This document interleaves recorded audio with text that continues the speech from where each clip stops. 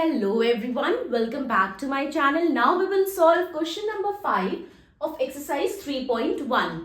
So question number 5 में क्या कह रहे? Following table shows the point of each player scored in 4 games. Means यहाँ पे कह रहे कि यहाँ पे 3 प्लेयर्स है, player A, B, C and इन्होंने 4 गेम खेले, ठीक है, game 1, game 2, game 3 end game 4, ठीक है। और इन्होंने जो 4 गेम खेले तो उन्होंने हर एक गेम में पॉइंट्स बनाए, ठीक है। जैसे प्लेयर ए ने गेम 1 में 14 पॉइंट्स बनाए हैं एंड गेम 2 में 16 पॉइंट्स बनाए, गेम 3 में 10 पॉइंट्स बनाए एंड गेम 4 में 10 पॉइंट्स बनाए, ओके। इसी तरह प्लेयर बी और सी ने भी हर एक गेम में पॉइंट्स बनाए, ओके। अब हमसे यहाँ पे क्या पूछ रहे? Find the mean to determine A's average number of points scored per game. Means यहाँ पे हमें A का एवरेज बताना है, मीन्स A का मीन बताना है, ठीक है। तो यहाँ पे अगर हम A का एवरेज निकालेंगे या A का मीन निकालेंगे तो उसके लिए हम क्या करेंगे? Sum of all observations upon total number of observations. So first part करते। फर्स्ट पार्ट में क्या है? मीन स्कोर ऑफ ए क्या हो जाएगा? Sum of all observations upon number of observations या टोटल नंबर ऑफ ऑब्जर्वेशंस, कुछ भी लिख सकते हैं, upon number of observations, okay. So हम क्या करेंगे? Sum of all observations means जो प्लेयर ए है उसके ये जितने पॉइंट्स बनाए हैं उसने गेम 1 में, गेम 2 में, गेम 3 में एंड गेम 4 में जितने पॉइंट्स बनाए हैं इन सबको हम क्या करेंगे? सम कर देंगे। तो जब हम इसको सम करेंगे तो ये क्या आएगा? 14 plus 16 plus 10 plus 10 upon number of observations कितना है? 1 2 3 4, 4 है, ठीक है। तो यहाँ पे हमने 4 लिख दिया तो ये क्या आ जाएगा? 10 20 30 40 50, so this will be equal to 50 upon 4। अब हम इसे कैंसिल भी कर सकते हैं, 2 2 ज़ा 4 एंड 2 25 ज़ा। तो अभी फर्दर कैंसिल नहीं होगा तो हम इसे डिवाइड करते हैं। तो जब 25 को हम 2 से डिवाइड करेंगे तो क्या आएगा? 2 1 ज़ा 2, 5, 2 2 ज़ा 4, 1.0, 2 5 ज़ा 10। सो ये कितना आ जाएगा? 12.5, okay.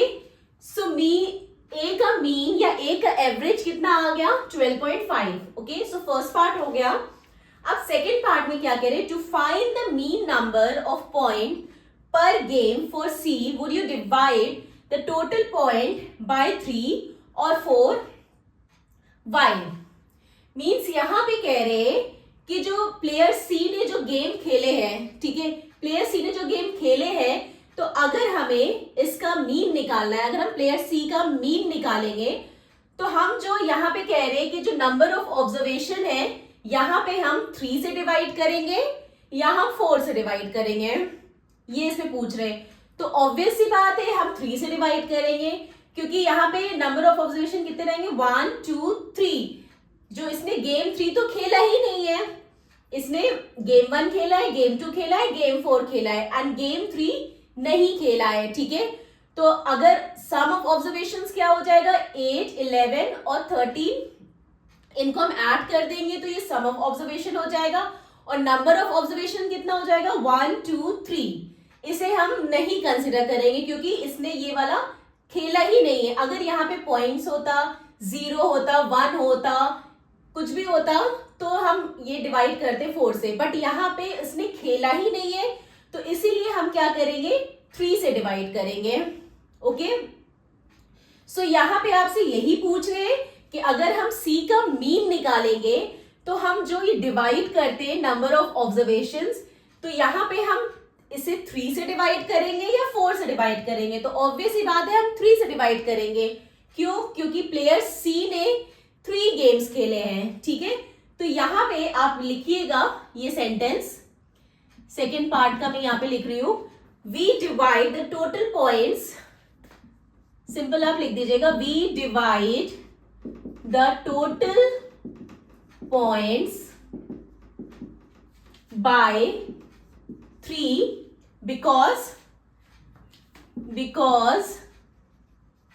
player C played 3 games only. ठीक है, तो हम क्या करेंगे, हम डिवाइड करेंगे जो टोटल पॉइंट्स को बाय 3 बिकॉज प्लेयर सी ने सिर्फ 3 ही गेम खेले हैं. ठीक है, अब हम क्या करते हैं कि यहाँ पे सी का मीन भी निकाल लेते हैं क्योंकि ये हमें फर्दर अभी यूज भी होगा.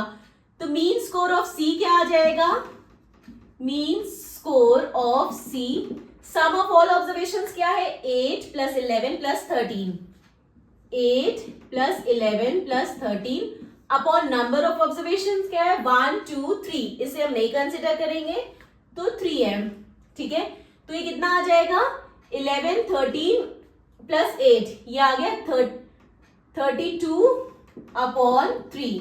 अब 32 अपॉन 3 को हम डिवाइड कर लेते हैं तो ये क्या आ जाएगा, जब 32 को 3 से डिवाइड करेंगे, 3 1 = 3, 2 फिर एक 0 लगाया तो ये 3 पॉइंट लगाया, देन 3 6 = 18, 2 0 फिर ये 6, ऐसे ये चलता चला जाएगा, 10.66 आएगा. तो हम सिंपल यहाँ पे 10.66 लिख दिए हैं. ठीक है, अब हमसे थर्ड पार्ट में क्या कह रहे हैं, B played in all the 4 games, how would you find the mean? Means B ने तो 4 गेम खेले, अब इसका हमें मीन बताना है. ठीक है, तो मीन बताने के लिए हम वही करेंगे, मीन स्कोर ऑफ